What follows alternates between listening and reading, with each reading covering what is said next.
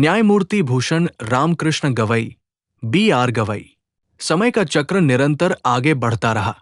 सर्वोच्च न्यायालय की सीढ़ियों पर एक और मुख्य न्यायाधीश ने संविधान को श्रद्धापूर्वक नमन किया। न्यायमूर्ति भूषण रामकृष्ण गवई आगे बढ़े।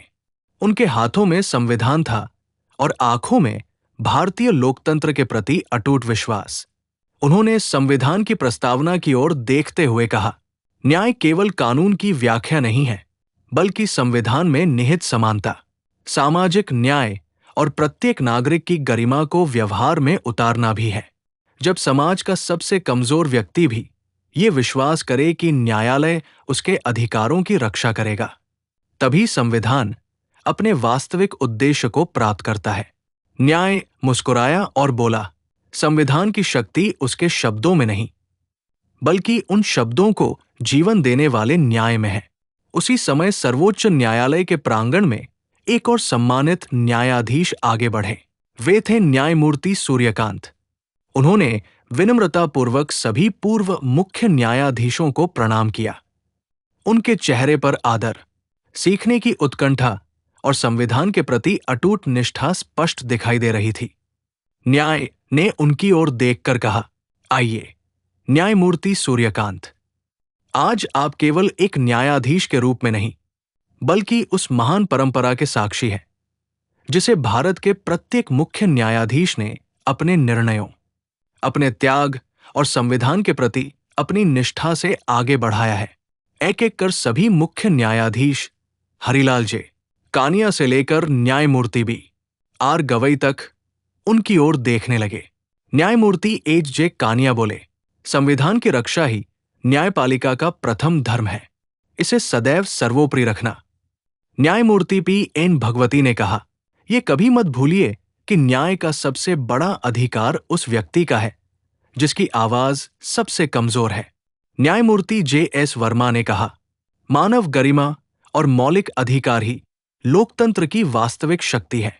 न्यायमूर्ति SH कपाड़िया बोले, न्यायाधीश की सबसे बड़ी पूंजी उसका चरित्र, उसकी ईमानदारी और उसकी निष्पक्षता होती है।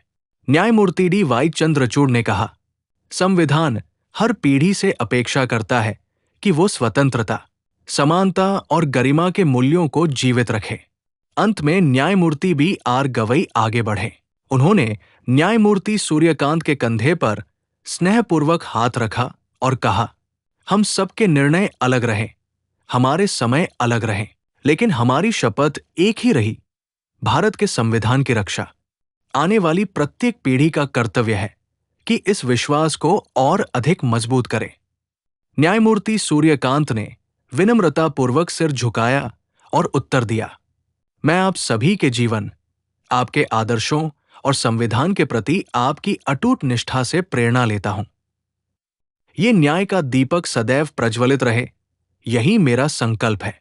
न्याय ने दोनों की ओर देखते हुए कहा, मुख्य न्यायाधीश हो या न्यायाधीश, जो भी संविधान की मर्यादा, नागरिकों के अधिकारों और न्याय की भावना की रक्षा करता है, वो इस अनंत यात्रा का अमर सहयात्री है। तभी सर्वोच्च न्यायालय का विशाल प्रांगण दिव्य प्रकाश से आलोकित हो उठा। सभी मुख्य न्यायाधीश एक साथ खड़े हुए और एक स्वर में बोले, संविधान हमारा मार्गदर्शक है, न्याय हमारा कर्तव्य है और भारत की जनता का विश्वास हमारी सबसे बड़ी जिम्मेदारी है। संविधान के पन्ने स्वयं पलटने लगे। प्रस्तावना स्वर्णिम प्रकाश से जगमगा उठी।